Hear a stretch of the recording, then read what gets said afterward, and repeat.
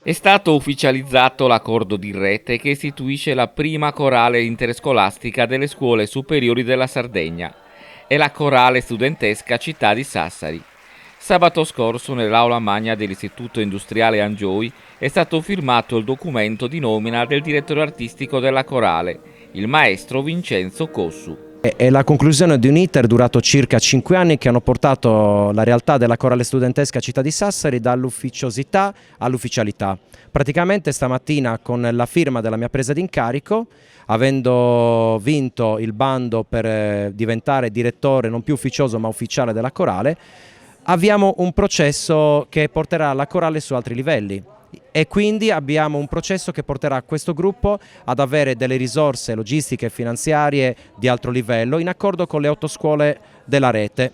L'accordo di rete che comprende questi 8 istituti di Sassari e Porto Torres, tecnici, professionali, licei, e questo accordo di rete porterà il coro ad avere quindi una cassa comune, porterà il gruppo a poter realizzare delle iniziative sotto l'egida delle scuole in maniera solenne e magari a partecipare anche a bandi a livello nazionale promossi dal MIUR per poter acquisire altre risorse e entrare nell'ambito di circuiti iniziative di livello nazionale e internazionale, e questo è fondamentale.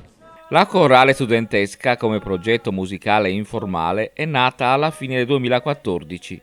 Abbiamo partecipato per 2 anni di fila al Gran Concerto di Natale che è stato organizzato in questi anni per Emergency. Abbiamo partecipato l'anno scorso alla prima edizione del Festival delle Bellezze che è organizzato dall'Insieme Vocale Novofonia e verrà riproposto anche quest'anno, sempre in luoghi fra i più suggestivi del Nord Sardegna. Abbiamo preso parte ad altre iniziative a livello anche internazionale. I ragazzi hanno cantato in concorsi sia in Catalogna che in Croazia nel 2015 e nel 2017 e tra l'altro hanno alle spalle oltre 90 esibizioni e 5 premi nazionali e internazionali conseguiti in 4 diversi concorsi. Quindi diciamo che hanno già iniziato a farsi conoscere in maniera estremamente lodevole nel panorama nazionale e internazionale, ma qua siamo pronti per un salto di qualità. Tanti anche i nuovi progetti. I ragazzi verranno coinvolti sicuramente intanto nella seconda edizione del Festival delle Bellezze, abbiamo detto, e poi sicuramente in tutti i progetti che autonomamente con le scuole o con Novofonia verranno promossi. Ad esempio con il Novofonia noi intendiamo organizzare per la prossima stagione concertistica dopo l'estate, un grande concerto a Cori Uniti dedicato tutto alle musiche di Ennio Morricone e sicuramente prossimamente anche un grande concerto dedicato alle musiche ispirate a Tolkien, quindi provenienti dai film del Signore degli Anelli e dell'Hobbit.